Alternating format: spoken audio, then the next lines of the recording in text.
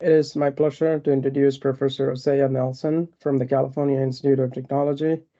And he did his undergraduate in UC Berkeley, the chemistry department. And he did a PhD at Caltech with Brian Stoll's group. And then he went to UC Berkeley again to do his postdoc with Professor Dean Tosti's group. And then he was an assistant professor at UCLA. He was there for 6 years, where he did some of the carbocation chemistry based method development and also pioneered micro ED work. And he's been recognized with several awards that includes awards from the pharmaceutical companies like Eli Lilly, BMS, Novartis, Amgen. And recently in 2022, he received I'm not, I don't know if I will say this correctly, Blavatnik Award for Young Scientist Rising Investigator. And from what I heard, he's also a pretty cool dude to hang out with. So without any ado, I give you Professor Osaya Nelson. Okay, thank you for that kind introduction, and thank you for the invitation. I always love coming out and giving talks and spreading the gospel about our research strategy. And, I think that the talk today is really about strategy, more than the measurable outcomes. You guys can go pick up papers yourself and see what we do and look at the yields of our reactions and look at the resolution of our structures. But, I think what's more informative is kind of how we came to do the things we do, why we do them, and just overall how that's influenced by our research philosophy. So today's a very vague title. But I'll tell stories that come from the synthesis side of my lab and also from the structural side of my lab that focuses on using electron diffraction to solve natural product structures. And so before I start ranting and raving about these people, I should give them credit. So as most of you guys know, or in the academic world, PIs barely do any experiments. And so I don't do any experiments. Everything that I'll tell you about today was performed, all the experiments I'll tell you about today were performed by these individuals shown here, which are a wonderful group of graduate student, postdoctoral, and undergraduate trainees who are incredibly passionate about science and an absolute pleasure to work with. They did it all. All I did was fundraise, really, and represent when I go around the country talking about their stuff. In addition to students, I've had a lot of colleagues and mentors, which have incredibly influenced my research. And so, in particular, Tamir Gonin, Mike Martinowitz, who's a postdoc who was a postdoc in Tamir Gonin's lab, Chris Jones, one of the first graduate student in my group to do electron microscopy, and Jose Rodriguez, who's a structural biologist at UCLA. And so I'll spend a lot of time talking about micro-ED, and I'll tell you about that in a moment. And, I didn't invent that or start doing that. These individuals are really the ones who should take credit for bringing that to the world. But my story, starts really with natural product total synthesis. And so I was trained as a natural products total synthesis chemist, meaning that my goal in science traditionally was to think about ways to make complex natural products that may or may not be biologically active, and to do it in a way that would lead to innovation in chemical synthesis that would, ultimately impact human health by providing more complex compounds in an efficient way. And one of the syntheses that I've always been very interested in was the synthesis of terpene natural products. And in particular, there's some beautiful biochemical transformations or biosyntheses that lead to these compounds. And so nature can take this relatively unfunctionalized hydrocarbon, farnesyl pyrophosphate, and through the action of a type 2 magnesium dependent terpene cyclase, convert this relatively simple molecule into now this polycyclic enantiomer hydrocarbon. And nature does this in one step. And then there's a bunch of other enzymes that do a bunch of oxidase chemistry and decorate this carbocyclic core with oxygen atoms. And you know, people have described this first step, this terpene cyclase step, as being one of the most complex biochemical transformations known. And I don't know if that's true, but for the purpose of this talk, I'll just agree with him and write it out. And so as a synthetic chemist, I was mesmerized by that transformation and wanted to think about synthetic catalysts that could do that same reaction without an enzyme. Right. And the reason why was because I thought it was cool, to just be honest with this audience. But, you know, from a more practical biomedical and bigger picture perspective, it's interesting to think about what that would lead to. So that intermediate that I'd shown in the previous slide, it's an intermediate in the transformation of farnesyl pyrophosphate to artemisinin.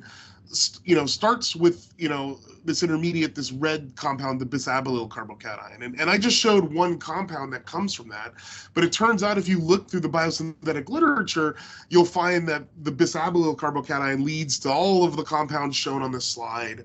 And then some. And, you know, if you think about the compounds I've drawn on the slide, some of them have multiple stereocenters. I didn't include the stereochemistry of those carbons, right? These are just carbocyclic cores, right? So there's oxidases that come along and drop off oxygen atoms, and those are all chiral and have stereocenters, and there's alkyl shifts that happen and other functionalization reactions. And it turns out, you know, that there's, you know, a ton of natural products that come from this intermediate. And more than that, what's on this slide, we could probably cover the surface of every single, you know, cover all the surfaces in the building with structures this size, describing all of the natural product chemistry and natural product space that arises from cations like this and this cation in particular.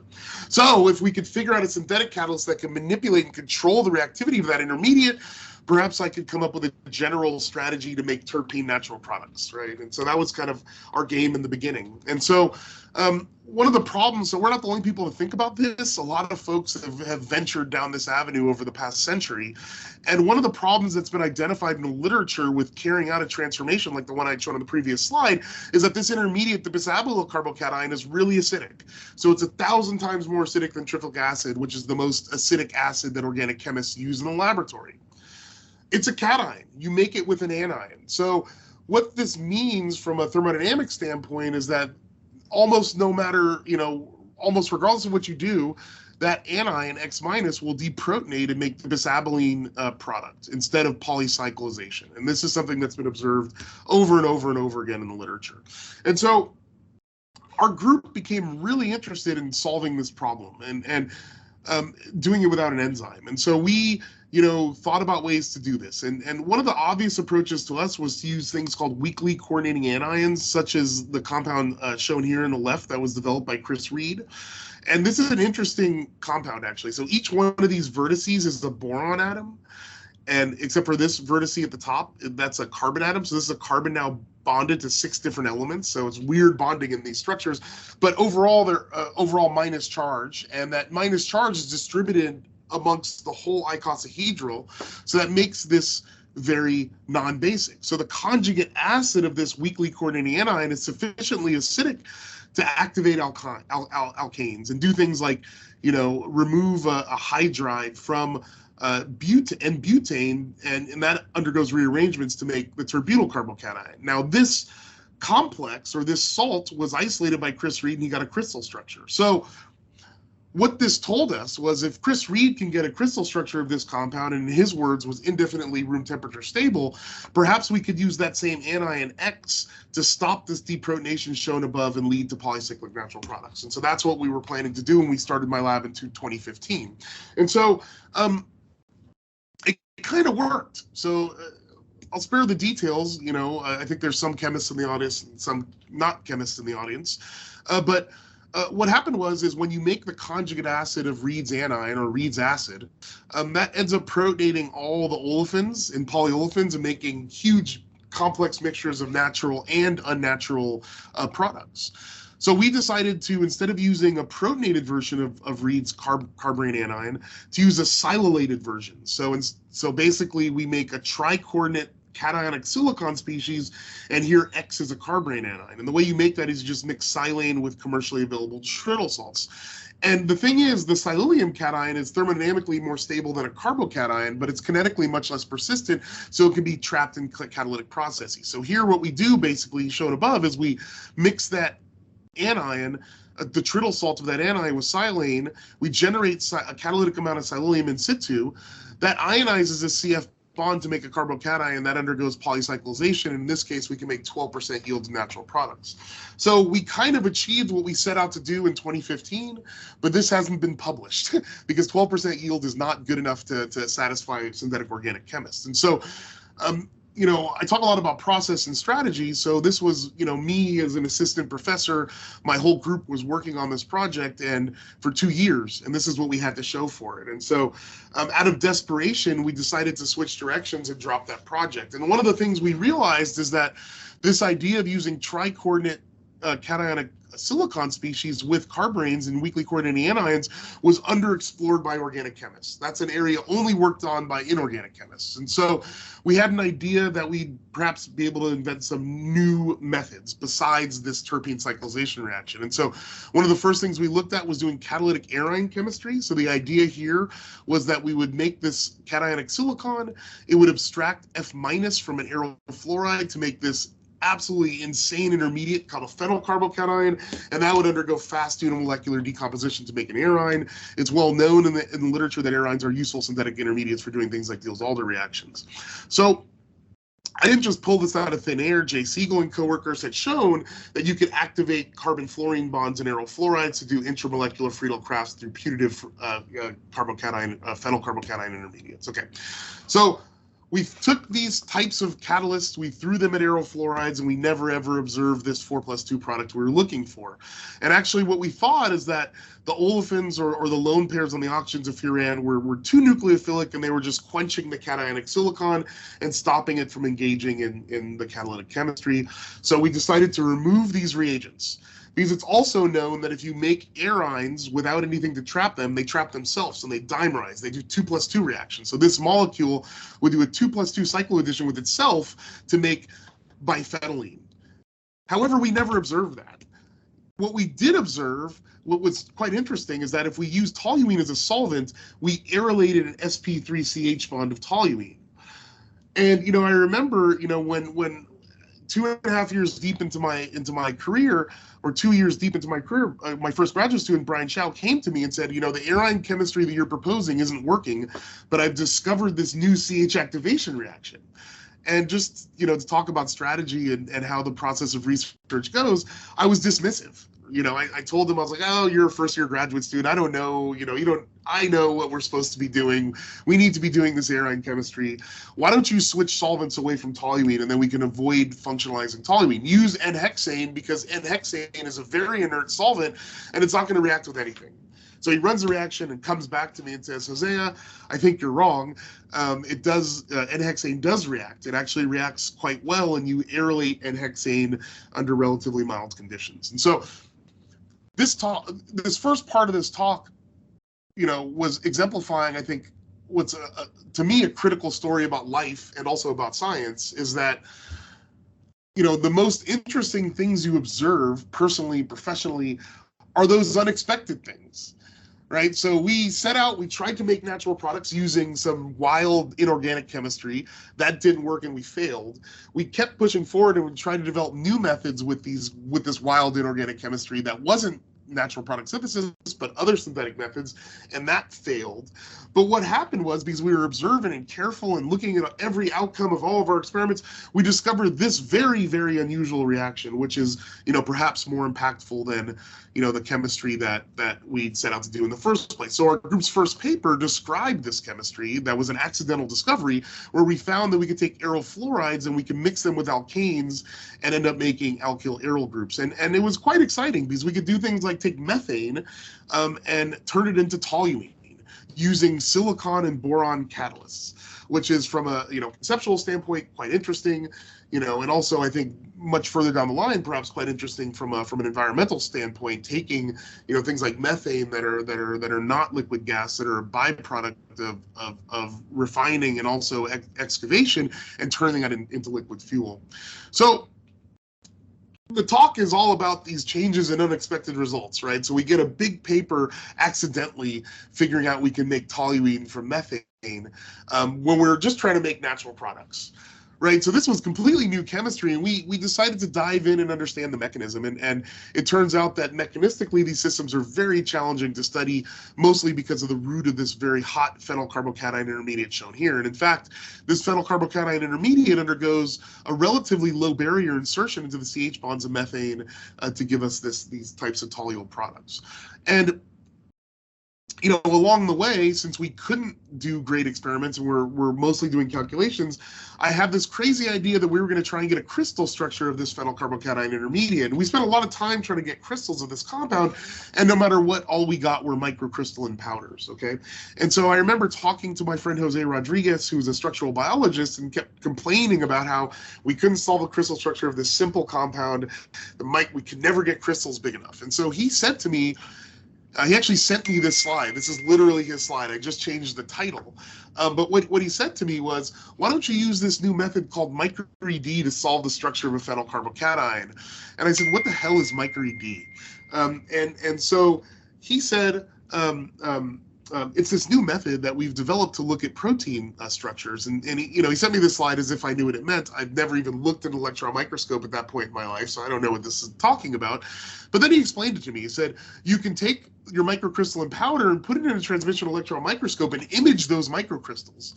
And then what you can do is insert this selected area aperture, move the optics around in the microscope a bit, and collect a diffraction pattern of a selected area of that crystal. And then if you rotate the sample while you're doing that, you end up getting diffraction data that looks just like what you would get out of or it's very similar to what you get out of an X-ray diffraction experiment, and you can solve the structure that way.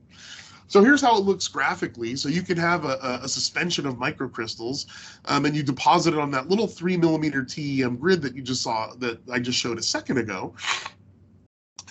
And then you can freeze, if it's an aqueous suspension, you can freeze it in such a way that you don't get crystalline ice and it doesn't interfere with diffraction. But you take that sample and put it into your TEM, and then you shoot an electron beam through that sample while you have a detector below the sample in rolling shutter mode, and that just collects snapshot diffraction images. And then when you piece those images together, you get a diffraction movie. That diffraction movie you can take and treat it just like it's X-ray crystallography, and you can put it into XDS and other software suites you use to reduce data, and then you can take that reduced data and put it in ShellX and other programs to visualize the molecules if the resolution and data quality is good enough, okay?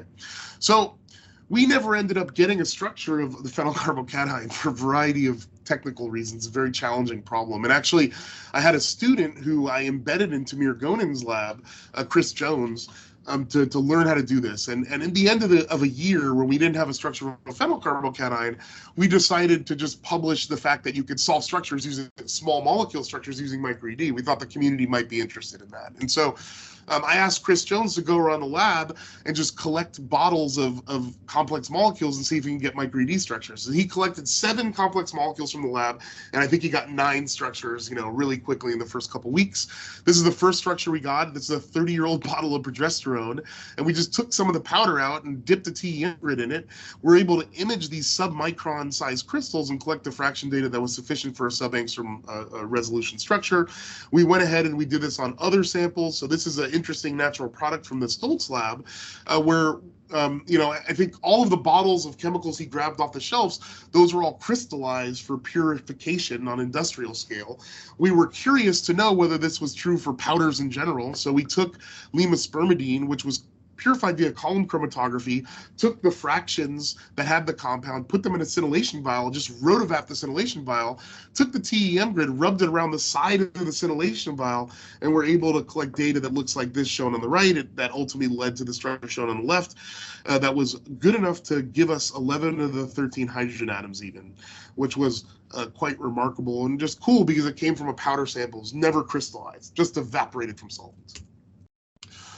So what was really interesting about this to me at the time, and I didn't quite understand why, I just was into it and wanted to make a nice figure for this paper shown below, was that with micro-ED and looking at powder particles and microcrystals on a TEM grid, in principle, you could solve the structures of multiple compounds in one experiment. So you could have heterogeneous mixtures of things and still solve structures. And I'll come back to that in a moment. And we finally figured out after 3 years why that might be important, okay? Another important fact we found out early on was that, you know, these crystals are really small. They're like a femtogram or an attogram of material. But in all the cases I've shown you so far, we had to have a big bottle of chemicals to get a structure of the attogram material. The real question was, how little material could you have and get a structure? And so Lee Jun Kim and Chris Jones, you know, did this unpublished study where we just showed that we could take a 1 microliter aliquot of a 1 micromolar solution of a complex natural product, which equates to 475 picograms of material, and we're able to get sufficient diffraction data to solve a structure.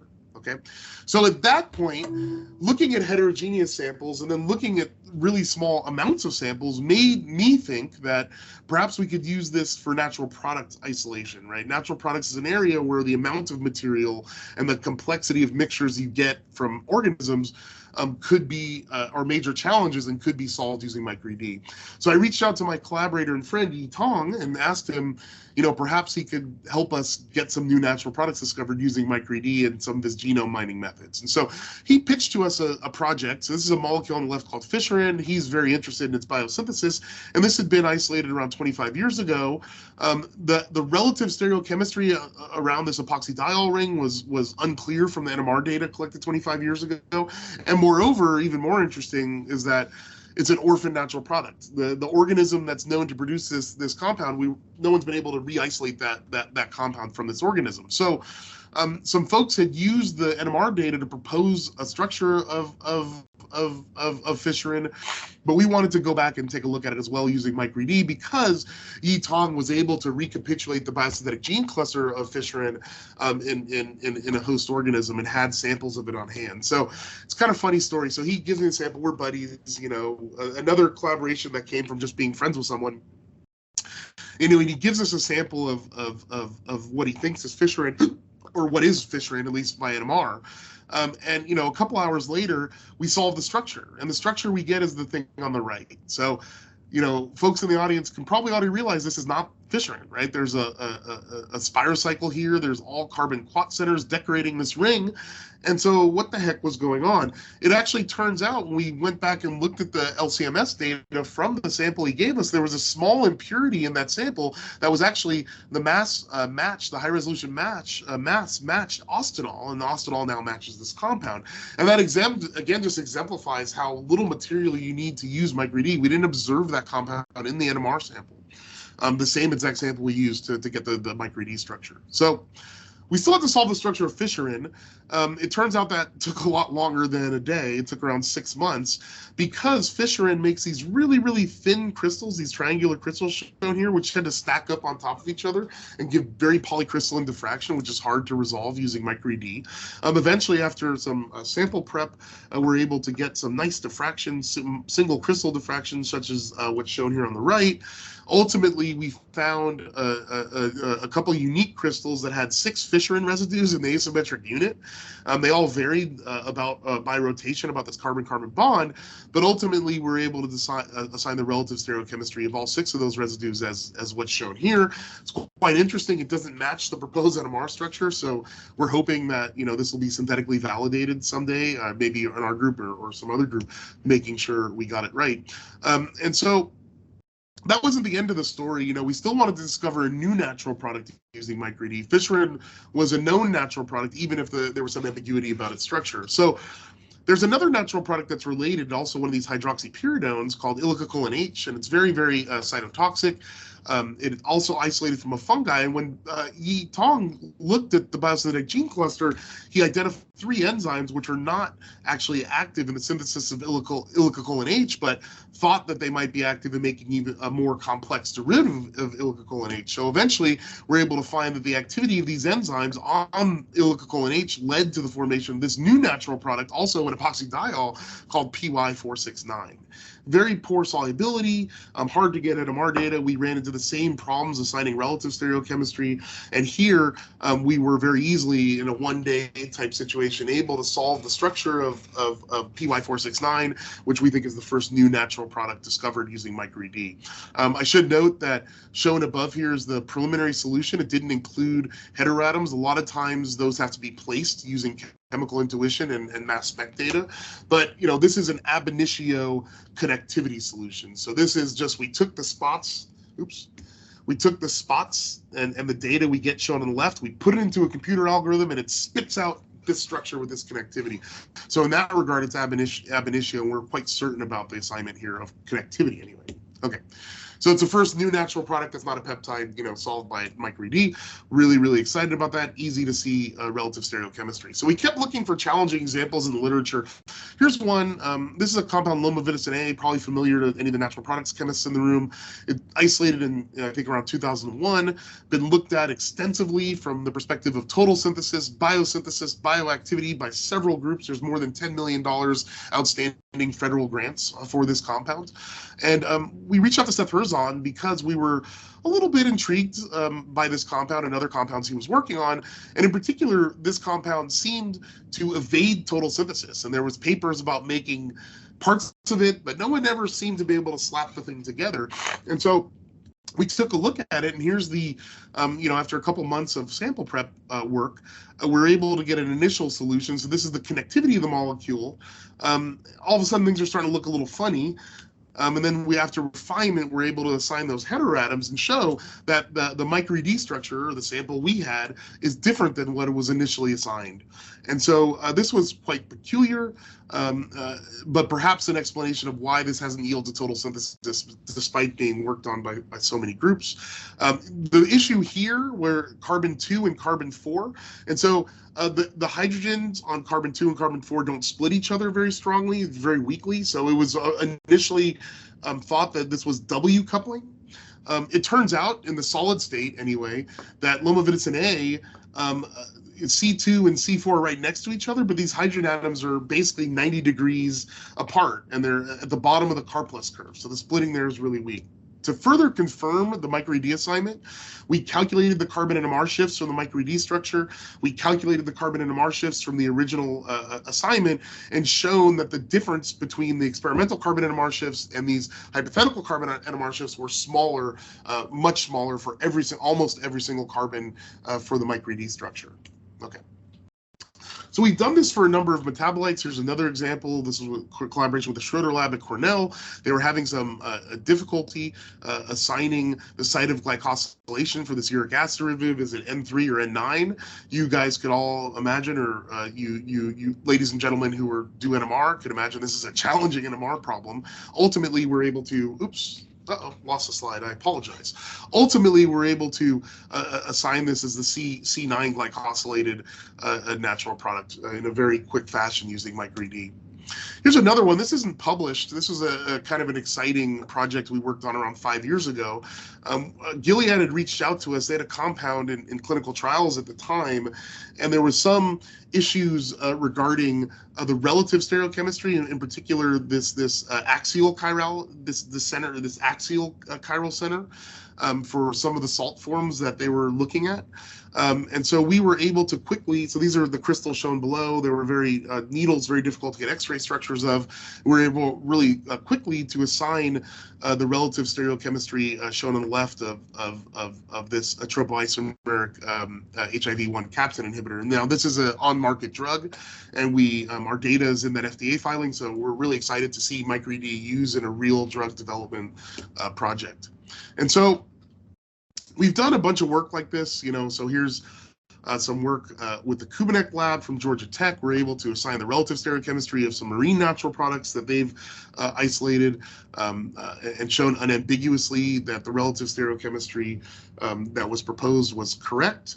And actually, from a synthetic method standpoint, we've used microED routinely in our lab to solve structures of just products we make. So the reaction discovery stuff I talked about in the beginning, now in our group, we use microED oftentimes to solve structures. So one of the reactions we invented, and this is not published yet, was this interesting medium ring size forming reaction. So it's hard to make medium rings catalytically.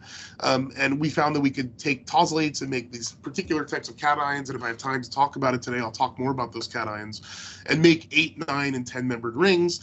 Those rings are actually really floppy and hard to characterize as well. And here we use microED to characterize several products with different X's and different R's to show that those are the rings we're making. Okay. So I showed this slide a while ago saying this, really excited to be about microED, how you can have heterogeneous mixtures and solve structures of multiple compounds. And at the time in 2018, when we published this paper, I didn't quite understand why that was interesting or why that was important. But really, when we started digging into doing natural product discovery, it became obvious why it was important, right? If you think about a natural product extract, right, you're going to have, this is an HPLC trace from a natural product extract. It looks like this. Right, there's compounds all over the place, and these are the things that are UV active and ionize. There's all sorts of compounds in there that aren't UV active and don't ionize. So there could be tens or hundreds of compounds in a natural product extract. So, this experiment here would have been cool. Wouldn't it be cool if you could just take a natural product extract and drop it on a TEM grid and solve structures of all the metabolites? Well, it turns out that doesn't work so well. We've had some success doing that that's unpublished, but it turns out that's a very difficult task. So one of the things we thought about doing and got excited about doing was coupling HPLC to microED and seeing if we could develop a microED HPLC microED method where we can go in and get the fraction data from all of these little peaks, everything.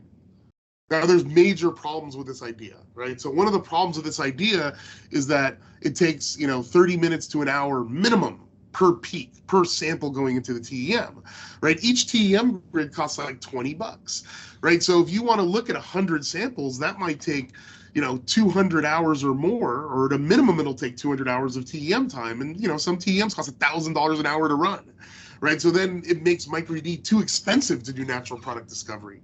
So we had this idea, wouldn't it be cool if we could figure out a way to take hundreds of samples and run them all at once, right? So we could basically multiplex metabolites and solve structures all at once. And so we decided to start looking at this using microarraying technology. So the idea was we would have a crude extract, and we would fractionate that via HPLC into 96-well plates or plates with smaller wells, and then we would use a DNA microarrayer to take these wells and drop them on TEM grids, and maybe if we're lucky, we can get 100 samples on a TEM grid, and instead of spending 200 hours, maybe we could just spend 1 hour or 2 hours or 3 hours doing data collection and trying to solve new natural products. And so this is unpublished, but hopefully it will be coming out soon. What we found is we could take very small amounts of extract, so like 100 milligrams or less of extract, and fractionate it with HPLC, and then take those HPLC wells and lay them down precisely on a TEM grid. And so, in fact, we can fit a whole 96 well plate of samples on one TEM grid. And actually, quite excitingly, in the first set of samples we looked at, so this is from Cassie Quave's group at Emory. She's an ethnobotanist and collected this plant. I believe this is from South America. And what we showed is that from this 196 well plate using time-based fractionation, we're able to solve multiple complex molecule structures from that sample in one go around. And so that was pretty exciting. We thought maybe we got lucky. So Yi Tong gave us a crude extract, this time just 49 milligrams of crude extract of fungi. And we're able to solve 4 natural product structures. And mind you, some of them are kind of silly. So this one is calcium oxalate. It turns out that calcium oxalate's all over the place in fungal extracts, and we solve that structure repeatedly. But still, it's quite interesting to see solutions for so many natural products. So we then went out and collected 13,000 extracts, and I think more now, ranging marine sponges and fungi, marine bacteria, plants, and now we're starting to get some microbiome samples into our library as well.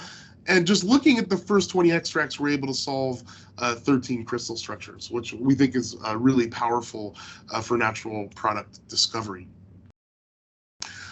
Here's another example, and this is another situation where I'm not quite sure why this is interesting, but maybe a room full of other people know why, and they'll go off and do cool experiments to prove to me why.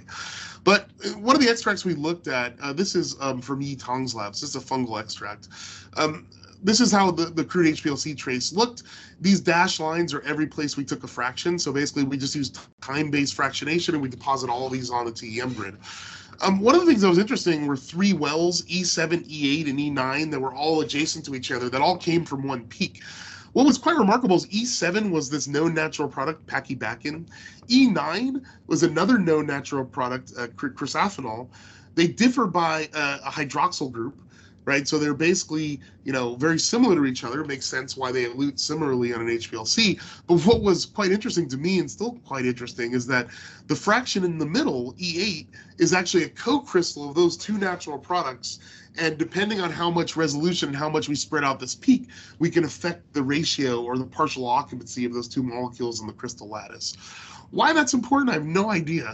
Just very cool. Maybe someone in the audience has an idea on how to think about this.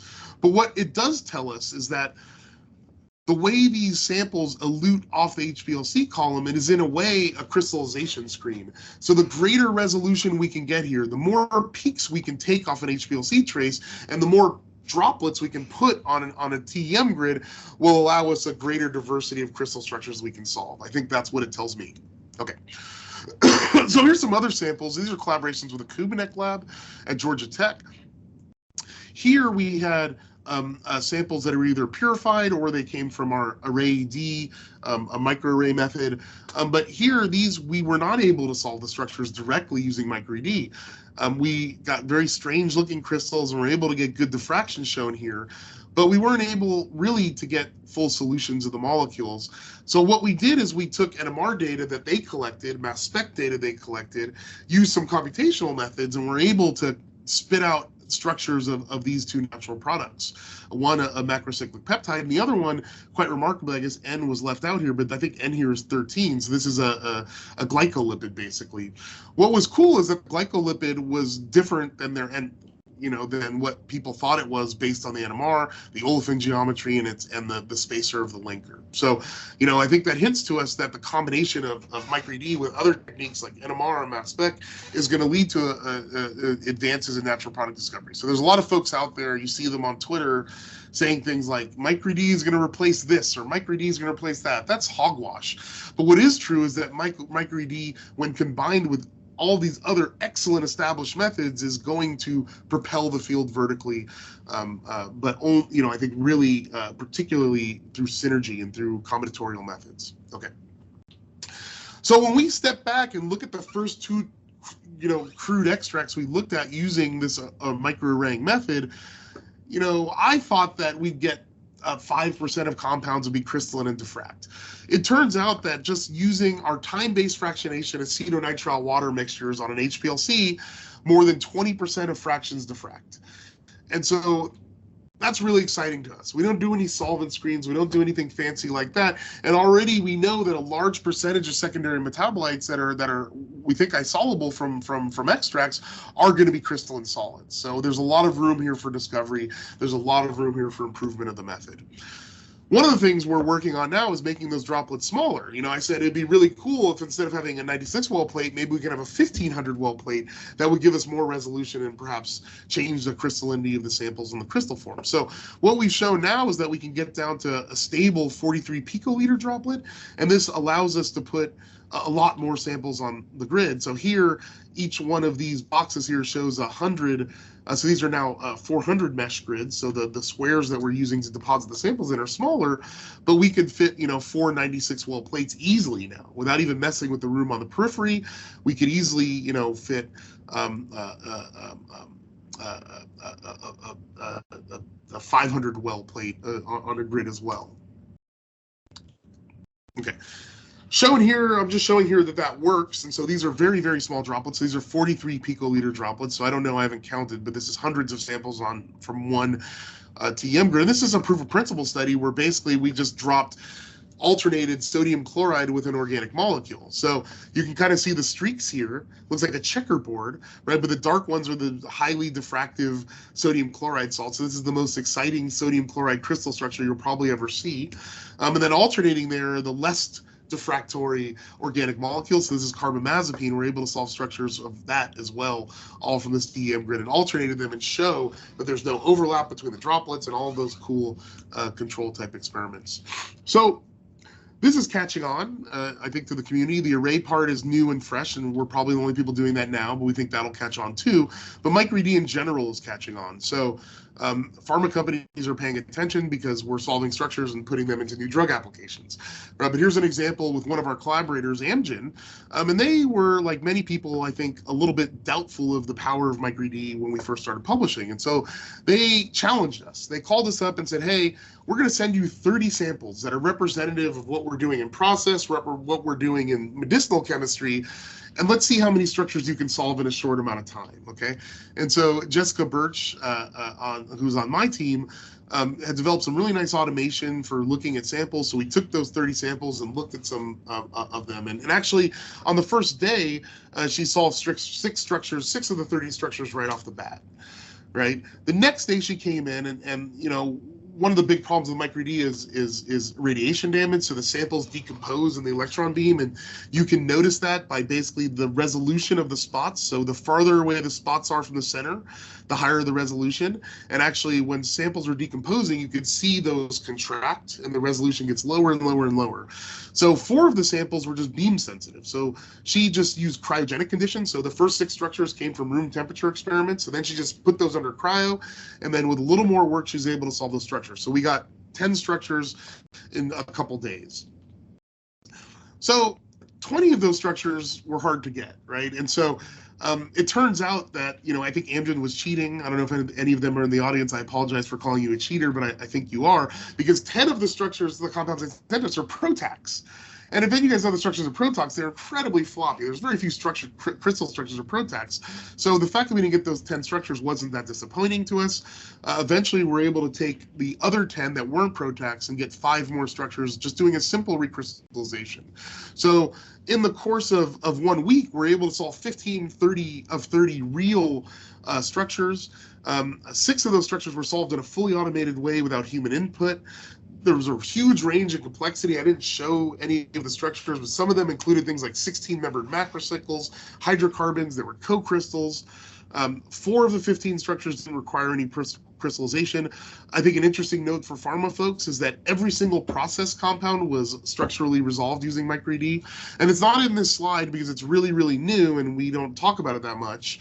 But all of the compounds we solved, we were able to determine their absolute stereochemistry using microED as well. And that's something that'll be forthcoming in the literature as we move forward. Okay, so my initial plan was to actually spend around 20 more minutes talking about chemistry, synthetic chemistry, but I was a little long-winded. So what I'm gonna do is I'm just gonna throw a quick plug for some very kind of recent, if I can, maybe I won't.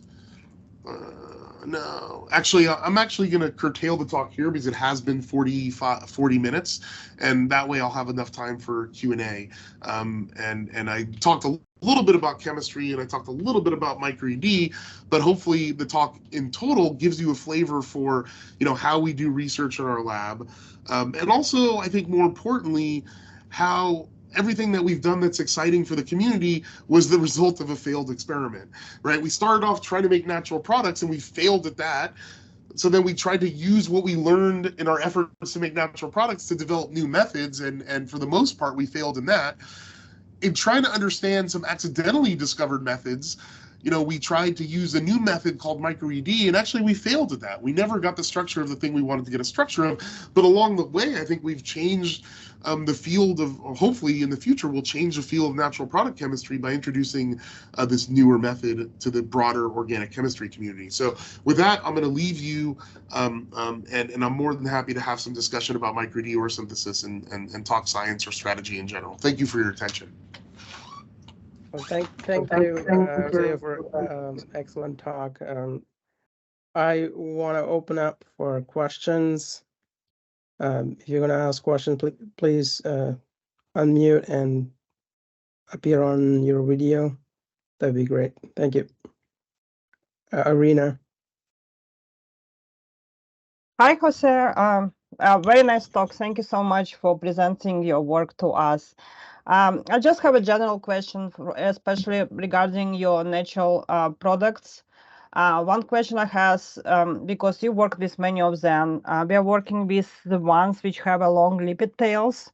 Did you ever have a success in micro-ED with those? Because what we generally see is that we can solve part of the structure, which does not have a tail, but the tail creating anomalous signal in the micro-ED data. Did you find any workaround this? Yeah, so a couple things. So I don't know if you guys can see my slides or if I need to share, but we solved a couple structures. So some for pharma and also others for academic interest of lipid-containing molecules or lipids on their own. And I will say, in some cases, we've been able to get an ab initio solution that included high resolution and low R values. But in most cases, we're facing the same challenges you're facing. I could think of a classic example we have with a pharma collaborator where we had a drug molecule that was a heterocycle, very compact, and then there was an aliphatic chain hanging off of it. And as you alluded to, we could solve very easily the portion of the molecule that was rigid.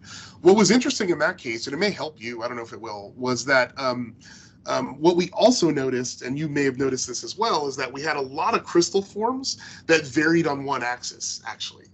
And that axis, that variation there, we thought was specifically from this fat disorder on the fatty acid. And in fact, what has helped us was actually cryogenically, well, first of all, doing cryogenic experiments, and that actually lowers the heterogeneity of the crystals we observe. And the second thing was we avoided trying to merge data sets that were very similar, but actually were different, because those were actually just different crystal forms that were structurally different rotamers of the lipid.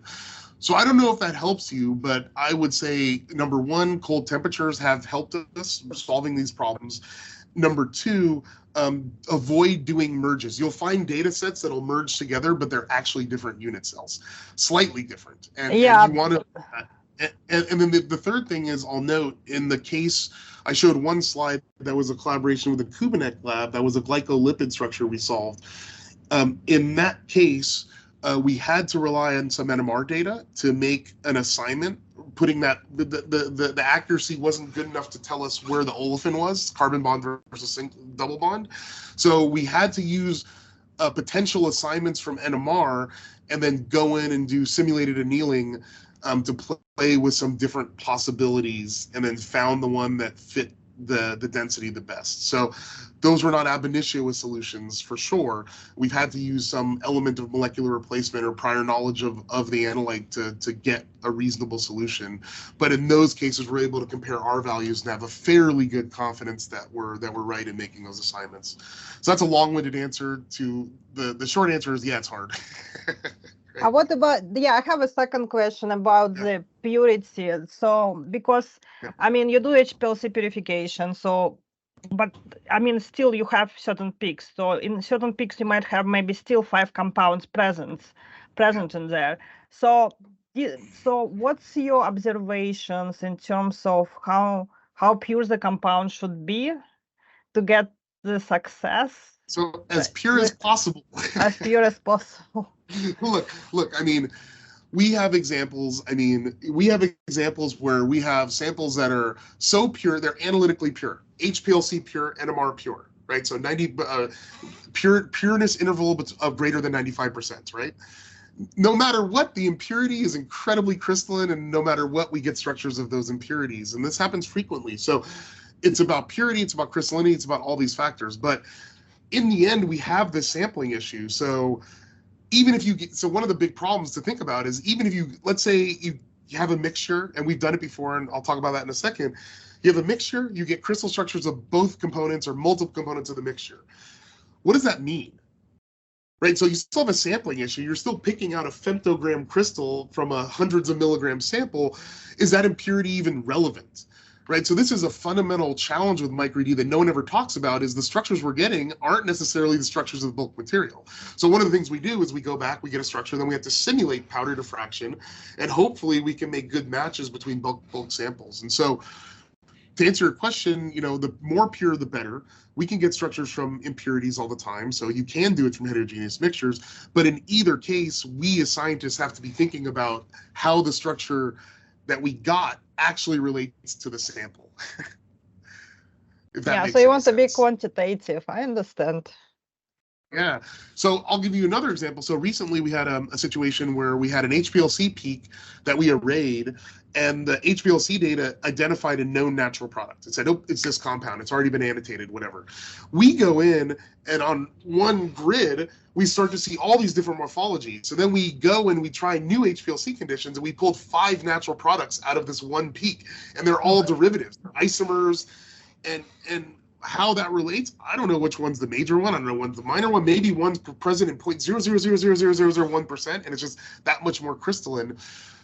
So this is a huge problem in the field, and it's a powerful thing in that you can get structures of mixtures, but it's also a problem, right? Yeah. All right. Thank you so much. No problem. John. Yeah, thank you very much, Jose. Really enjoyed that presentation. I did join a little late.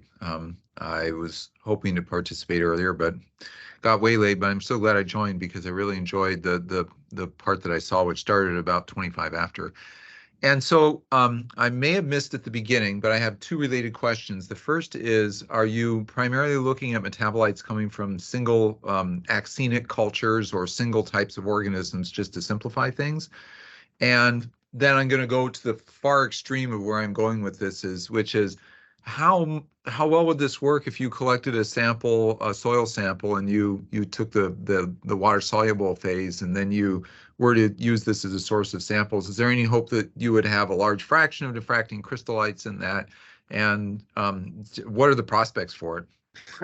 We sure hope so. I mean, so I guess the second question is more exciting, so I'll start with that. So cool, right now, there's a huge push in my group, and we're trying to get biopsy samples. We want gut microbiome samples. We want fecal samples. Gross. And we're trying to, it's gross. Actually, there's a joke I told in a talk that was inappropriate about putting poop in a microscope. But excellent. So I won't tell it again. I won't tell it again, but that's what we want, and the thing is, and I'll be really brutally honest, is that micro-ED is still in its infancy in a lot of ways. Our success rate is still relatively low, right? So if you give me 10 samples that are hard in your lab, probably we'll get 2 structures or something, right? And that's going to get better over time with technology. But we're really into throughput, and we're really into your second question, because the more compounds we have, the more likely we are to solve structures. That's a really weird way to answer that question. But no, it makes sense. Yeah, it's just like the fact is, we're trying to push into these complex multi-organism systems because we're going to have hopefully a greater chance of discovering new molecules, because we're just going to have more molecules. And so the microbiome thing and the samples are true. So far, we haven't done that much. Actually, it turns out it's a sampling problem. So right now, we started looking at material from human biopsies, actually, and there the samples we're getting are really small, so it's hard to do meaningful extraction. So maybe we should be looking at soil bacteria instead, and soil biotia. Maybe that's a better angle to look at instead of dumping right into human health, where we're challenged by just sampling and getting 2 mgs of tissue. What does that mean, right? What we have done is we've taken microbiome models, also very recently, actual literal poop, done an extraction, put it in our TEM using this method, and we've been able to actually identify things that are small molecules and macromolecules, all from these same samples. And we haven't kind of flushed it out, and there's a lot of work going into that. But this is the big picture, what we want to do, for sure. I mean, this is really to us, and we would love to be able to quantify. Going back to the previous question, it would be really fantastic if we could do functional assays here, where we could actually say, hey, like this is what's, if we could correlate, for example, transcription with the abundance of some of these secondary metabolites, it'd be quite amazing. So that's the second question, and maybe along the way I kind of answered the first, but I forgot the first already. So, it's just, are you using actinic products from actinic culture? That was it. You answered it. Thanks. Yeah, we do. Yeah, like Well, yeah, we have things like sponges, which God knows what's in those, right? And so, yeah. Cool. Thank you. Any more questions? We are at the last 5 minutes mark. Or Arena.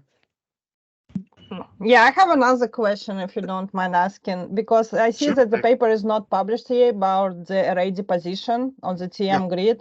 I was wondering, did you design your own custom array deposition, or you're using DNA microarray?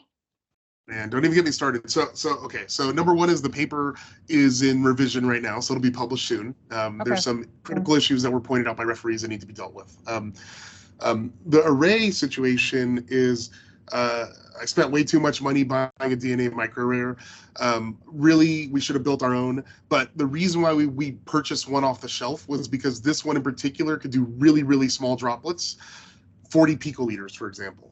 It turns out that's not that important. You know, it's like even 300 or even 800, even a microliter deposition in an ordered way is really interesting. So you can buy that if you reach out to, actually in that manuscript, we say exactly what it is. You can call the company. It's way too expensive. I hope they're not listening. There's cheaper systems that may serve a similar function that are significantly cheaper just because they won't do such small droplets. Okay. The other thing to note is that a problem we face, this is a really challenging area. So the number of structures we solve oftentimes aren't directly from those micro droplets. Those are really just identifying crystalline metabolites. And then what we do is we can take a bigger aliquot, so we have slower crystallization because those droplets evaporate in seconds. So, or less than a second a lot of times. And so now the next iteration of this, we have developed some technology that allows us to keep the droplets from evaporating, actually, even really small droplets. And so that perhaps is allowing us to do crystallization screens on a really small scale. So, yeah. Okay. Yeah. And if you want help with that technology, I mean, Dave, the first author on that paper, just directly email them and tell them I said email them. And he's incredibly helpful. He started that project from the ground up almost. And so we know all the details. He's an expert at using this machine. Yeah. Okay, thank you. No problem. All right, any more questions for Dr. Nelson? All right, I actually had one quick question. So we were talked about strategizing. What is your strategy on expanding your carbocation chemistry? So when people talk about carbocation as an intermediate, there's always so many things that could happen, right? So going to just one product that you want is always a challenge. So I taught sophomore organic chemistry this year, and a quote from Loudon's book, so I got to reach out to him and argue with him a little bit about this, is that no one uses carbocation chemistry because the reactions aren't selective enough. And I think that's true to some extent. And what I didn't have time to show in the second half of the talk is, you know, we just published a paper in Science at the end of 2022 showing that we could do highly enantioselective reactive carbocation chemistry. The problem that we're running into is that in order to control these reactions, it's directly proportional to the size of the catalysts, right? And now we're getting into a regime where the catalysts we're having to use are so large. I think our best catalyst in our last paper had 12 aromatic rings and 46 fluorine atoms, okay? We're getting so large that we really have to ask ourselves why we're running away from the enzymes. So what's happening in the group now is we're really going back now into biocatalysis, and we're asking the question, you know, can we adapt some of these, you know, biosynthetic transformations that operate on carbocations into more interesting synthetic operations that are novel from a carbocation perspective? And so we're trying to put our chemistry back into nature because we think we've reached the limit on synthetic catalysts, how much they can do just because of size, right? If you think about it, that cation's really hot, high energy, and it can go over all the barriers to all the products. And the only real way to get selectivity is to shut down those other areas. And I think that is going to rely on confinement in an active site. I mean, that's really, we think, how to do it, right? We're going to contort the substrate so that they can only react one way. So that's our next step on that side. And that's going to be a long path. But it's probably where we have to go to really advance carbocation chemistry to make it as synthetically useful as other radical reactions, for example, are becoming now. All right, thank you. I want to thank Dr. Nelson once again for taking time to talk to us about interesting science that's happening in his lab.